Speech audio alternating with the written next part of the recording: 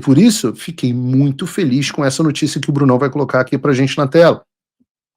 O Ministério Público da Espanha nega a extradição de Oswaldo Eustáquio e, melhor de tudo, desqualifica a denúncia do Brasil. Mas eu vou ler aqui na íntegra a reportagem da Revista Oeste, também sempre prestigiando eles, também merece, e em seguida eu comento. Eu vou ler aqui. A Justiça da Espanha recusou o pedido de extradição do jornalista Oswaldo Eustáquio solicitado pelo Supremo Tribunal Federal. A procuradora Teresa Sandoval argumentou que os atos atribuídos ao comunicador não configuram crime no país, mas fazem parte do exercício da liberdade de expressão. A decisão representa um revés para o judiciário brasileiro e levanta questionamentos sobre a condução de investigações contra opositores políticos no Brasil. Isso é texto de ChatGPT, essa coisa de levanta questionamentos sobre a condução, isso é o jeito do ChatGPT escrever, Revista Oeste. Pedido de extradição e argumentos da Espanha no caso Oswaldo Eustáquio. O pedido formal de extradição foi enviado pela Embaixada do Brasil em Madrid em outubro de 2024, embasado em investigações conduzidas pelo STF.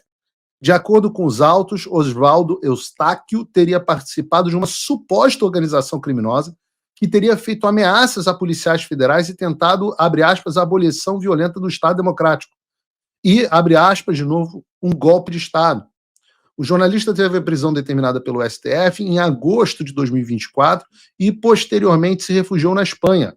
O governo espanhol analisou a documentação e negou a extradição e apontou a falta de, abre aspas, dupla incriminação, que é o princípio jurídico que exige que um ato seja considerado crime nos dois países para que o pedido seja aceito. Na Espanha, os fatos descritos não são passíveis de punição em nenhum país do mundo civilizado, meu Deus do céu.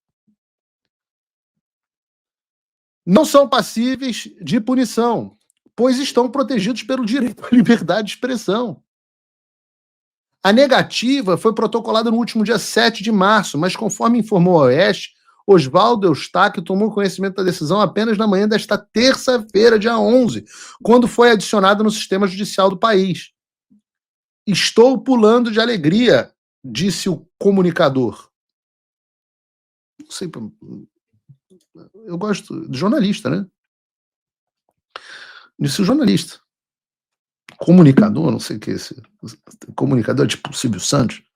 Silvio Santos é um comunicador. Gugu Liberato. Né? A negativa da extradição reforça a tese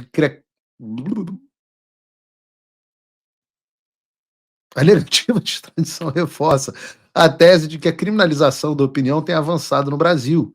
Para as autoridades espanholas, ações de Eustáquio, entre elas críticas ao STF e a publicação de dados sobre autoridades, estão dentro dos limites da manifestação pública e não configuram conspiração para um golpe de Estado.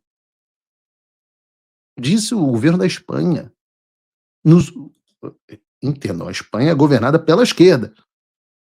Nos últimos anos, opositores do governo Lula, críticos das instituições, passaram a ser alvos do judiciário. O próprio Eustáquio já havia sido preso em 2020, durante o governo Jair Bolsonaro, por suposta participação em atos antidemocráticos.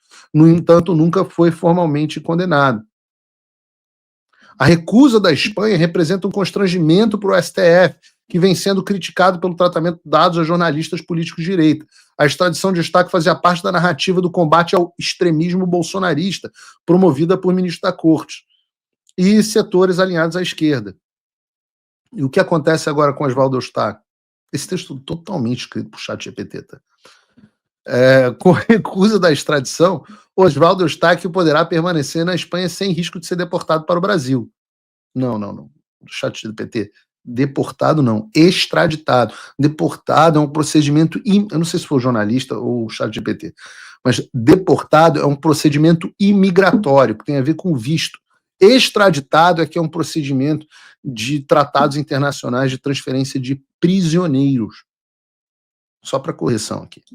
A decisão do governo espanhol pode servir como precedente para outros brasileiros que alegam perseguição política e buscam refúgio no exterior.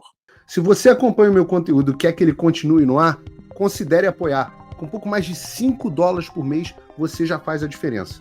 É rápido. Entre em www.paulofigueiredoshow.com/apoie, use o cupom da descrição e estamos resolvidos. Valeu! Eu digo isso, eu faço essa distinção, pode tirar da tela, Bruno. Eu faço a distinção entre deportação e extradição, porque nós temos casos aqui nos Estados Unidos, até de pessoas que a gente está tentando ajudar, mas que vieram para o país ilegalmente, cruzando a fronteira. Estou falando de pessoas no 8 de janeiro, vieram para a fronteira ilegalmente, cruzaram a fronteira ilegalmente, tiveram direito ao devido processo legal imigratório nos Estados Unidos, não conseguiram, não tiveram bons advogados, não conseguiram comprovar a situação e correm o risco de serem deportados. E isso não vai significar, não significaria, caso acontecesse, espero que não aconteça, isso não significaria que o governo americano não está reconhecendo a legitimidade dos abusos, etc, etc. Significa que o procedimento imigratório não foi cumprido. É totalmente diferente do caso da extradição. O que está acontecendo com Oswaldo Eustáquio agora é que o governo espanhol negou a extradição. O que aconteceu com o governo do Alan dos Santos é que o governo negou a extradição. Então, deportação é uma coisa imigratória. Extradição é uma coisa criminal. E a negativa da extradição do Oswaldo Eustáquio é uma coisa absolutamente gigantesca.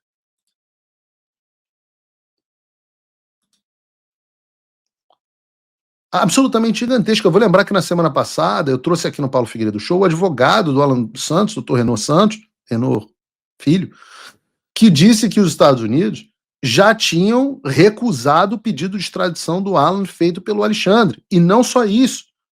Até a Interpol tinha tirado o nome dele da lista da difusão vermelha. Que é outra coisa, as pessoas fazem confusão. Tá? Lista da difusão vermelha, a Interpol é um banco de dados internacional. Banco de dados internacional. Quando um país membro tem um mandado de prisão contra alguém, expedido por qualquer pessoa. Eu já tive na lista da Interpol.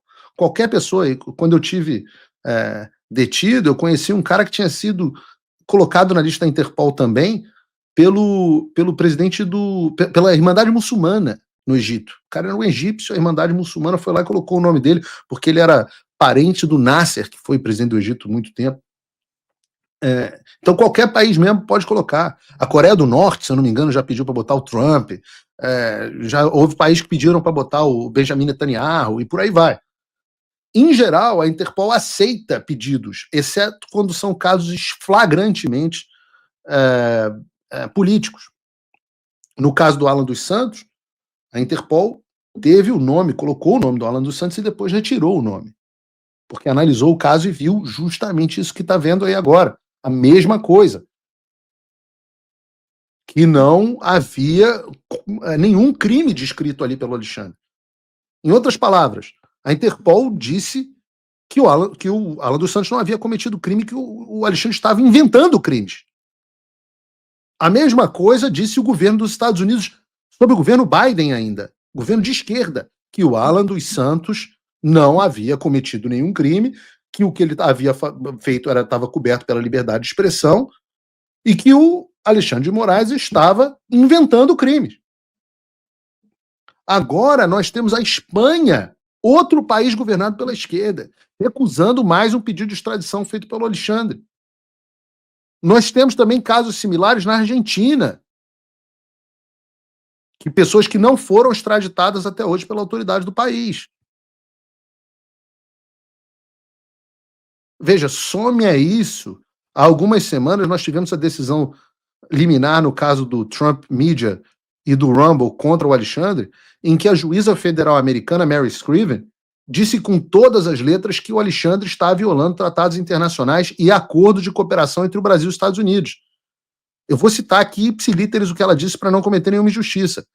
O tribunal conclui que os pronunciamentos e diretivas supostamente emitidos pelo réu Moraes não foram devidamente entregues aos autores em conformidade com a Convenção de Haia, da qual os Estados Unidos e o Brasil são signatários, nem foram notificados de acordo com o Tratado de Assistência Jurídica Mútua, o EMILAT, entre os Estados Unidos e o Brasil.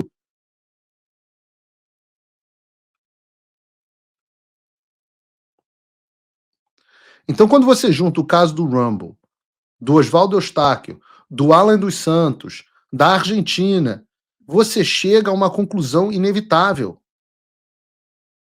duas conclusões inevitáveis. A primeira é de que o Alexandre não tem absolutamente nenhuma moral no mundo. E a segunda, que se segue a essa, é que você já tem, de outras jurisdições, evidências mais do que robustas do abuso de poder do Alexandre de Moraes. Eu volto a dizer que apenas essas decisões internacionais já subsidiam um novo pedido de impeachment ao Alexandre de Moraes. Ah, mas Paulo, não adianta, porque o presidente do Senado, o Alcolumbre, não vai aceitar. Até aceitar. Até o dia que ele aceite. Veja, ele nunca recebeu um pedido dele. Então, sequer dá para acusá-lo de cúmplice, porque ele acabou de chegar. Então, é necessário que o Alcolumbre seja provocado. É necessário que esses pedidos se acumulem. É muito necessário. Veja, no meu caso, como reportou a Folha de São Paulo, o Alexandre sequer vai me notificar aqui nos Estados Unidos, justamente por conta de situações como essa do Oswaldo Eustáquio, e do Rumble, e do Trump Media, e do Alan dos Santos. Porque ele sabe que se ele seguir o procedimento legal e me notificar aqui na América, não vai dar em nada. Não só não vai dar em nada, a jurisdição vai devolver dizendo para eles que o caminho legal não está sendo seguido e que eu não cometi crime. E claro, essas medidas vão minando, vão perdendo autoridade, vai rejeitado pelos americanos, rejeitado pelos espanhóis, rejeitado pelos argentinos, etc, etc. E precisa ser rejeitado pelo brasileiro. Então a oposição brasileira também não pode ficar parada olhando a gente trabalhar no exterior sem tomar atitude alguma. Ah, mas Paulo, não vai adiantar. Puxa, tem 30 pedidos. Eu falei, foi assim mesmo. Foi assim com a Dilma também. A gente vai minando, a gente vai criando as condições. Eu duvido que se fosse o PT, não tinha um pedido de impeachment.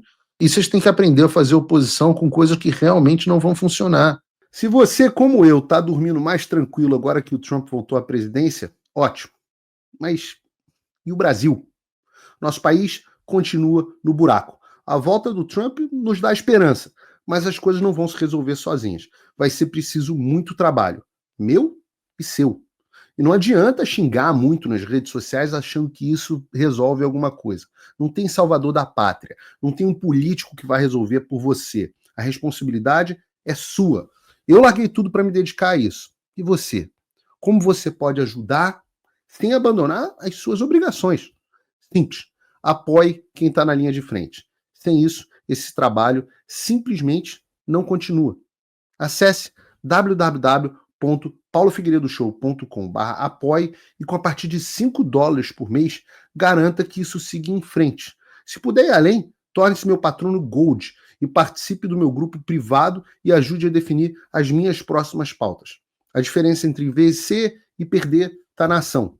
Durma tranquilo, sabendo que você fez a sua parte.